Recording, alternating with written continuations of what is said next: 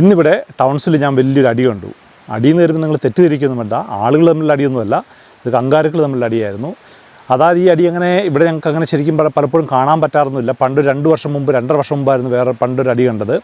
ഈ അടി നടത്തുന്നത് എന്തുകൊണ്ടാണെന്ന് നിങ്ങൾക്ക് അറിയാൻ പറ്റുമോ? കങ്കാരുക്കൾ തമ്മിൽ അങ്ങോട്ടും ഇങ്ങോട്ടും പല കാരണങ്ങളുണ്ട്.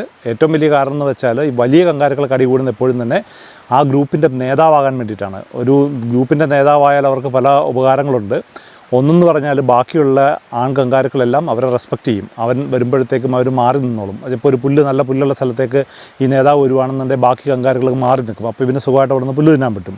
രണ്ടാമത്തെ ഉപകാരം എന്ന് വെച്ചാൽ എന്തുവെന്ന് വെച്ചാൽ ഇവർക്ക് ഈ കൂട്ടത്തിലുള്ള ഏത് പെൺകങ്കാരുക്കളുടെ കൂട്ടത്തിലാണേലും ഇവർക്ക് എപ്പം വേണേലും പോകാൻ പറ്റും. അത് ഈ കാരണം എന്തുകൊണ്ടാണെന്ന് വെച്ചാൽ ഈ പെൺകങ്കാരുക്കൾക്കാണെങ്കിൽ തന്നെയും ഇങ്ങനെ ഇത്രയും ശക്തന്മാരായ ആൺ കങ്കാരുക്കൾ, അതായത് ഗ്രൂപ്പിലെ നേതാക്കന്മാരുടെ അടുത്ത് കുഞ്ഞുങ്ങളുണ്ടാകുന്നതാണ് അവർക്കും ഇഷ്ടം. കാരണം എന്ന് വെച്ചാൽ ആ കുഞ്ഞുങ്ങൾ പലപ്പോഴും ശക്തന്മാരായിരിക്കും. പിന്നെ ഈ ഗ്രൂപ്പിൽ ഇപ്പോൾ ഒരു നേതാവ് മാത്രമല്ല ഉള്ളത്, ഇവർക്കിപ്പോൾ ഒരു സോഷ്യൽ ഹെറാർക്കി ഉണ്ട്. ആ സോഷ്യൽ ഹെറാർക്കി അനുസരിച്ച് ഇവർ പലപ്പോഴും ബാക്കിയുള്ള ചെറിയ കങ്കാരുക്കളും അടികൂടി ഓരോ ലെവലിലുണ്ട്. ഓരോ കങ്കാരുക്കളും പല ലെവലിൽ, നമ്മുടെ നാട്ടിലൊക്കെ നേതാക്കന്മാരെന്ന് പറയുന്നത് തന്നെ പല ലെവലായിട്ട് ഈ കങ്കാരുക്കളുടെ നേതാക്കന്മാരുണ്ട്.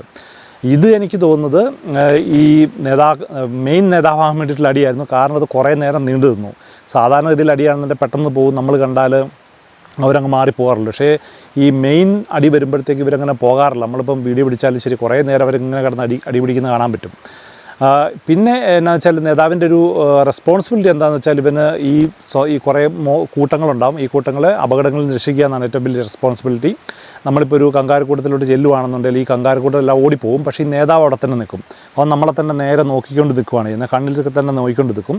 അത് കഴിഞ്ഞിട്ട് എല്ലാവരും പോയെന്ന് കഴിഞ്ഞെങ്കിൽ മാത്രമേ അവൻ മാറിപ്പോകാറുള്ളൂ. അത് അല്ലെന്നുണ്ടെങ്കിൽ അവനവിടെ നിൽക്കുക തന്നെ ചെയ്യും.